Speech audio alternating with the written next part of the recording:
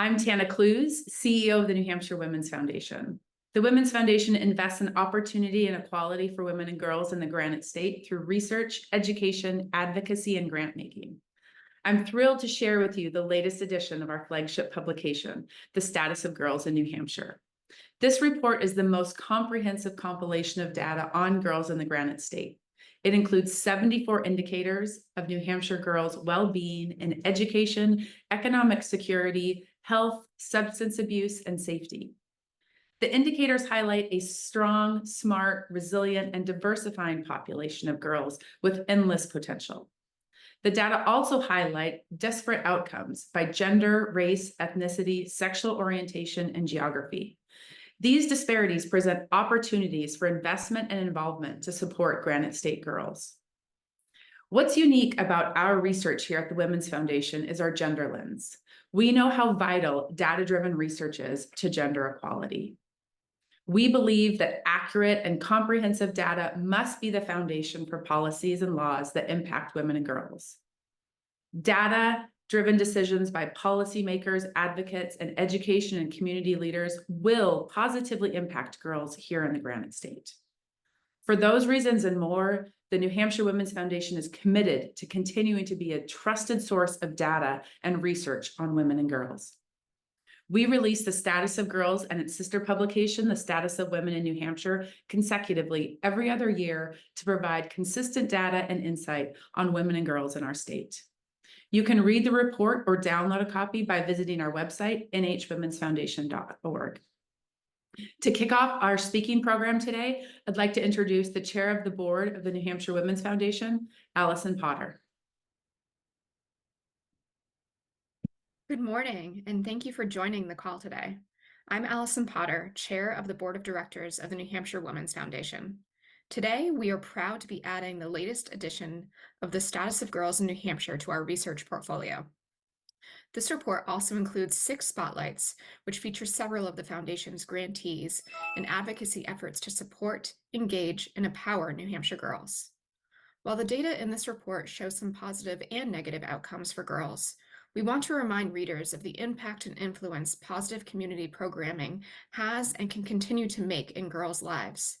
In our spotlights, we highlight the voices of girls to show the courage, curiosity, confidence, love, friendship, and aspiration they experience.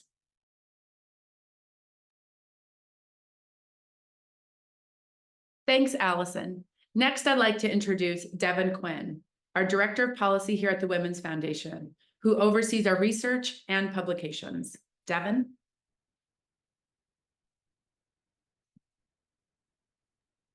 Thanks, Tana.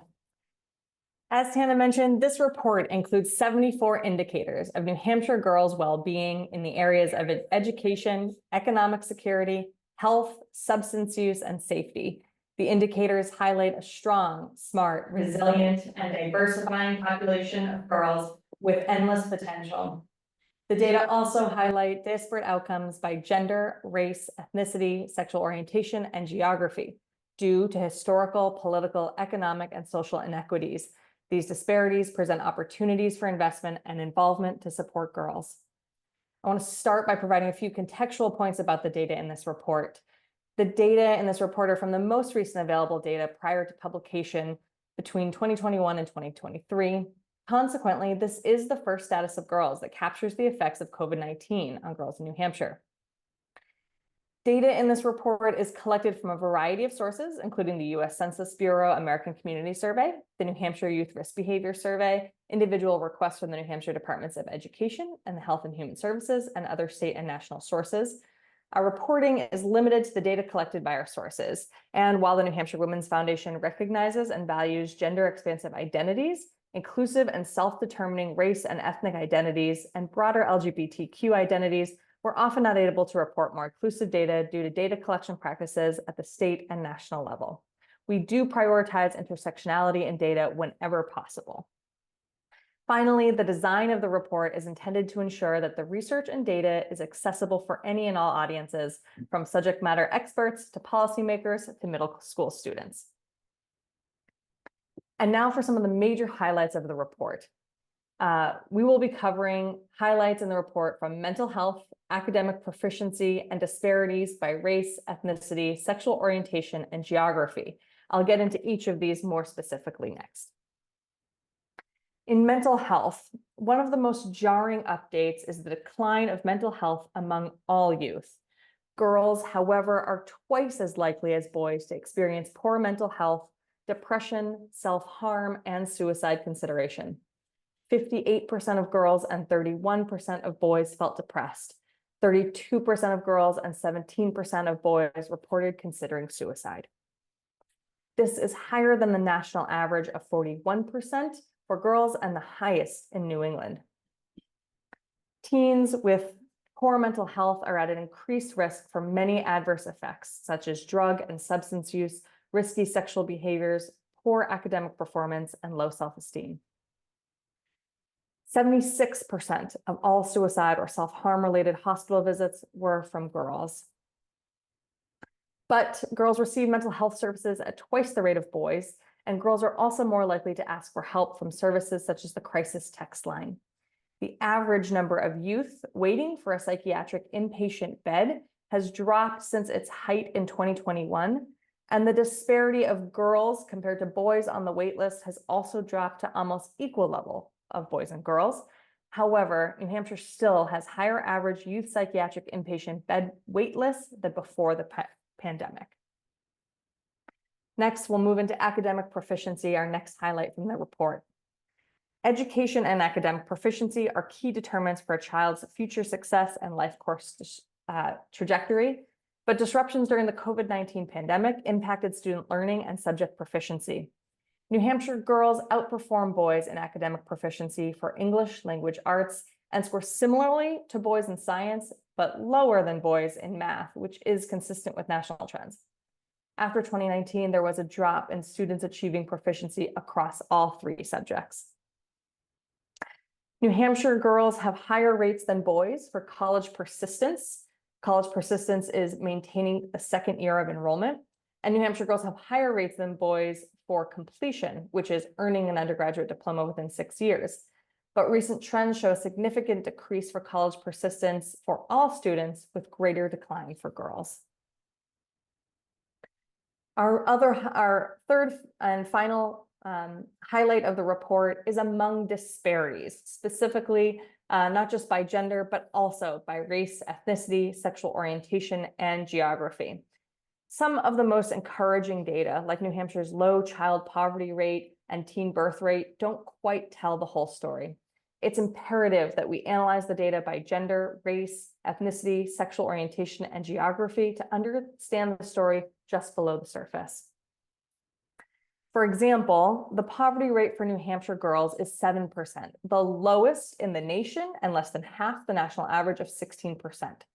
But in New Hampshire, Hispanic and Latina girls, Black or African American girls, and girls living in the least populated counties are more likely to live in poverty.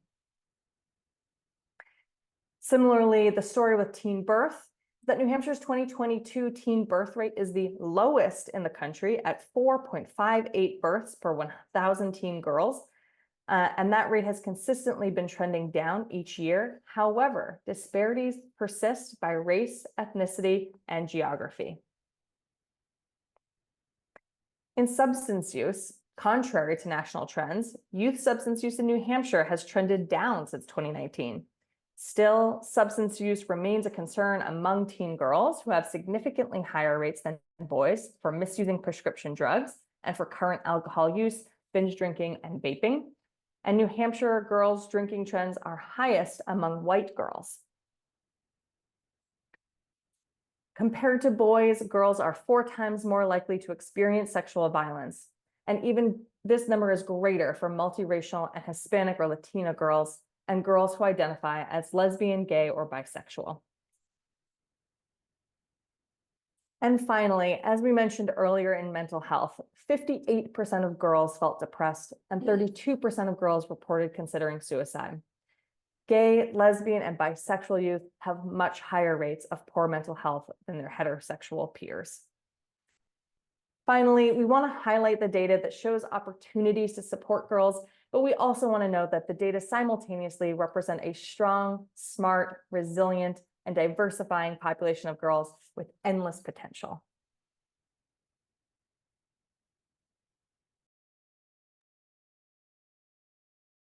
Thank you, Devin. Now I'd like to introduce Ria Patel, a young woman from Concord and the founder of the New American Scholars, a grantee of the New Hampshire Women's Foundation. Ria just graduated from high school and will be heading to Georgetown University in the fall. Ria? Thank you so much. My name is Ria Patel, and I am the founder and president of New American Scholars, a New Hampshire-based nonprofit dedicated to providing refugee students with peer tutoring and mentorship in their new schools. Our mission is to build inclusive communities and bridge the academic divide between refugee students and their American-born peers. Today, I want to discuss the Status of Girls in New Hampshire report, which provides important insights. The data shows that while refugee students represent a small population in our state, the diversity in race and ethnicity is growing. This is something we should celebrate as it enriches our communities. However, the COVID-19 pandemic disrupted schooling for all students. While some adapted well to remote learning, many others struggled due to a lack of socialization, in-person teaching, and school-based support. Unfortunately, after 2019, there was a noticeable decline in students achieving proficiency across all 3 core subjects. For refugee students, particularly those learning English and adjusting to a new school culture, this period was especially challenging. I have witnessed firsthand how difficult it was for these students. I also know how students struggled with mental health during the pandemic, and how mental health continues to be a struggle for so many of us. The Status of Girls report brings these challenges into sharp focus. It's crucial to remember that the data represents real girls in our communities facing these inequities and barriers. This report is invaluable to New American Scholars in several ways. It helps us evaluate state trends compared to our community, apply for grants, and launch programs where they are needed the most. Additionally, it allows us to effectively communicate the need for our programming to community members, policymakers, grantors, and donors. We are immensely grateful to have a tool like this report to support our work and further our mission. Thank you for your time and attention. Thanks, Ria. This concludes our speaking program. We now have time for questions. Again, we'll only be taking questions from the press. If you are a member of the media and have a question, please raise your hand or type it in the Q&A.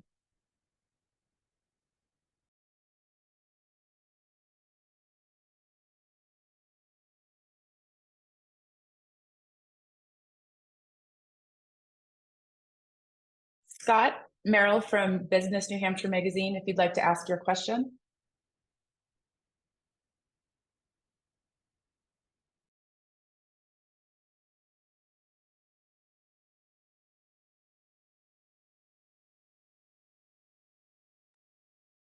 All right, I'm not sure if Scott's going to state his question, so I'll ask it for him.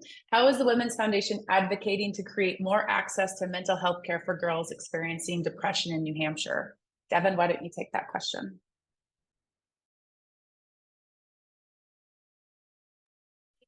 Thanks for the question. It absolutely starts with awareness, which is absolutely what we want to start with releasing this data on girls' mental health.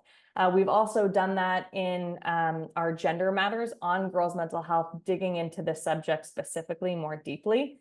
I think also it's so important that we see not just youth mental health as a whole, but also as broken down by gender, race, ethnicity, and more as much as possible so that we can understand what's really going on in our communities. For example, we were the first ones to release data about the youth inpatient bed wait list by gender, and that was a crucial distinction among what was going on, and that helped us understand what was really going in our hospitals. Secondly, we do advocate at the legislature for girls' mental health. There have been many legislative efforts to impact all youth mental health by supporting supports in schools. You heard Ria talk about how important school-based supports are, and there are a number of opportunities we can support to do just that. And beyond that, we are engaging with our communities to make sure that the voices of parents, school districts, community leaders, and specifically girls themselves are heard on this subject.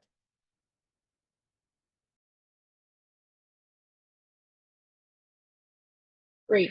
Thank you, Devin. I believe we have a question from Amanda Goki. If you would like to ask your question, Amanda. Hi there, can you hear me okay? Yes, we can. Okay, wonderful. So I wanted to ask, obviously this report highlights the sort of stark increase when it comes to depression and suicidality. I'm curious if in your research and advocacy, you have some idea about what are some of the factors that could be driving those increases? Terrific. Thank you for that question, Amanda. If you wouldn't mind, can you tell us who you are with? Yeah, absolutely. I'm with the Boston Globe and I work for the New Hampshire Bureau. Terrific. Thank you so much. Devin will take your question.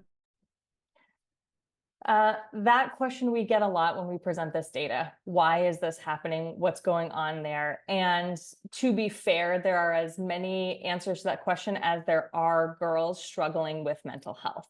I think some things we hear about certainly are the COVID-19 impact of not being around other people and socialization, but also the impact of media and social media in particular. We see a lot of other impacts from social media that relate to this, particularly in bullying and in cyberbullying.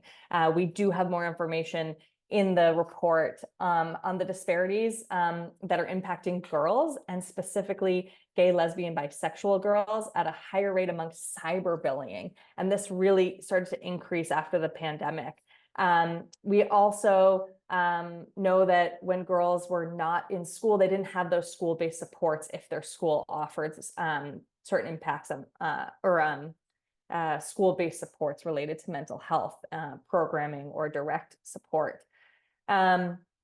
We also know that girls are particularly impacted by social media and media's impact on physical and beauty standards. And we know that girls are more likely to wish to lose weight and to participate in unhealthy ways to lose weight. All of these things are impacting and sit beside with all the data we have on girls' mental health. But there are so many different reasons for this. And I think it's so important that we provide parents and experts and girls themselves to talk about the reasons why this is and what they need from the rest of us.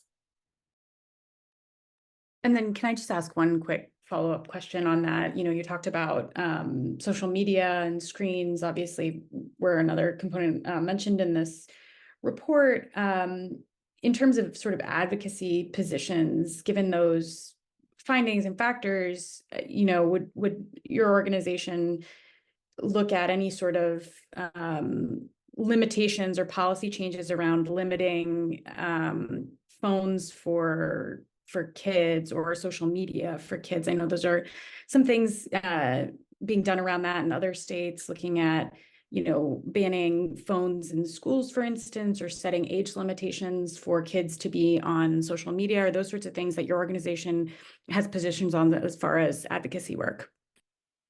Sure. In our advocacy work, we have supported two specific pieces of legislation. I'm happy to follow up with you on the details of them. But specifically, we have supported and testified in favor of a bill that would encourage or require all schools to provide mental health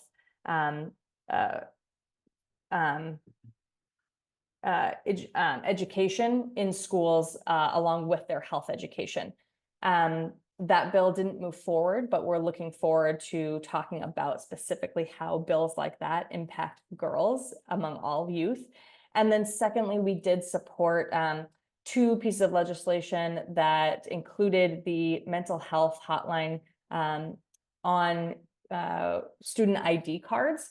And then a follow-up to that, after that passed, was also included the eating disorders hotline also on the student ID cards. This is for schools that already produce student ID cards, so it wasn't creating new ID cards, but for those that did provide them, providing those resources physically in the hands of students is so important, because we know that girls do reach out for help. Girls both experience higher rates of poor mental health, suicidality, and eating disorders, but they also will reach out for help, particularly among hotlines, including the crisis text hotline, at higher rates. So this is a really great way where we can see specifically how the data can impact real life solutions for girls. Thank you, Amanda, for your question.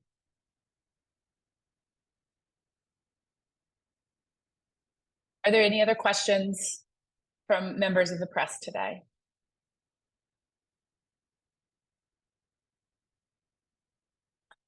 All right. Well, thank you so much for joining us today. Again, I wanted to remind you, for those of you who are not members of the press, that you can download our report at nhwomensfoundation.org. And we will be having an in-depth data presentation with Devin on July 16th at 10 a.m. I believe the registration link has been put in the chat. So please click that link and sign up for our in-depth presentation. Also, after you have a chance to read the report, we hope you'll share the report, both on social media and with your own networks. Again, thank you so much for joining us today and helping us release our Status of Girls in New Hampshire 2024 report. Thank you.